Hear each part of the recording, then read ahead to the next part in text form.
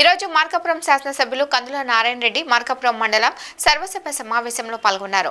మొదటిగా వివిధ శాఖల అధికారులు తమ శాఖల అభివృద్ధి నివేదికలను చదివి వినిపించారు. అనంతరం మార్కాపురం శాసనసభ్యులు కందుల నారాయణ రెడ్డి మాట్లాడుతూ ప్రజాప్రతినిధులు, ప్రభుత్వ ఉద్యోగస్తులు రైలు పట్టాల లాంటి వారని ఒకరికి ఒకరు సహకరించుకోవాలని, తద్వారా నియోజకవర్గంలో అభివృద్ధి సాధించవచ్చని అన్నారు.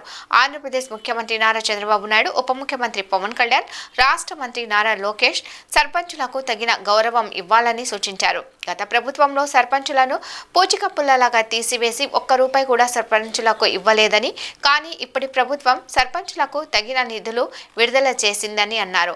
ఆ నిధులో మొదటగా త్రాగునీరు, శానిటేషన్, జంగల్ క్లియరెన్స్లకు వాడాలని, మిగిలిన నిధులు గ్రామ అభివృద్ధికి ఖర్చు చేయాలని సూచించారు. అన్ని శాఖల అధికారులు కష్టపడి పనిచేసి ఈ ప్రభుత్వానికి మంచి పేరు తీసుకురావాలని కోరారు. ఈ సర్వసభ్య సమావేశంలో వివిధ శాఖల అధికారులు, గ్రామ సర్పంచులు, ఎంపీటీసీలు, ఎంపీపీ, జడ్పీటీసీలు తదితరులు పాల్గొన్నారు.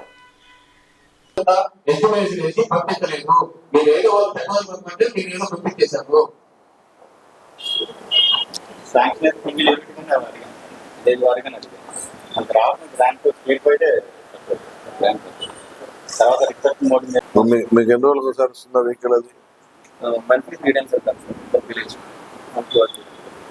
విలేజ్ 3 times అంటే అదే స్పాట్ లో కాకుండా వేరే స్పాట్.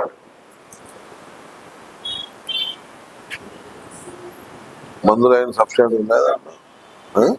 కొంచెం కొంచెం లేకుండా మిగతా కొంచెం అప్పుడప్పుడు వస్తుంటాయి, మళ్ళీ వస్తుంది.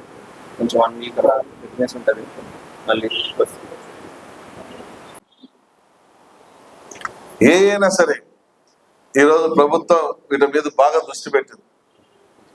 దగ్గర 2.5 లక్షల రూపాయల వరకు హౌసింగ్ కానీ,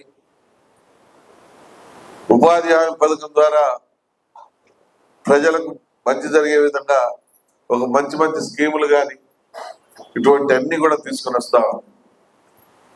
వీటిని సక్రమంగా సద్వినియోగం చేద్దాం. మాక్సిమం మన గ్రామాలకు ఉపయోగపడే విధంగా పని చేపిద్దాం.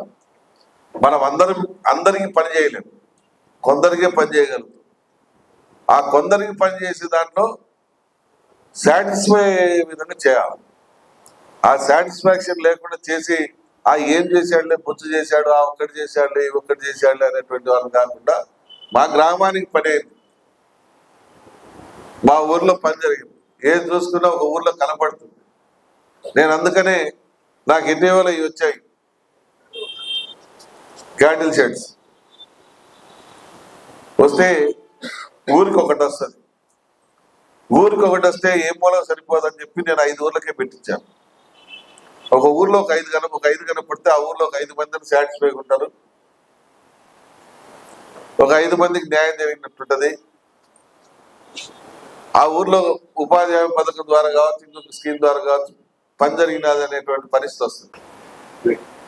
అధ్యక్షత వహించినటువంటి ఎంపీపీ గారు, జెడ్పీటీసీ గారు, ఎండిఓ గారు, డిఎల్డిఓ గారు మరియు ఇతర ప్రజాప్రతినిధులు, అధికారులందరికీ కూడా, ప్రెస్ వారికి అందరికీ కూడా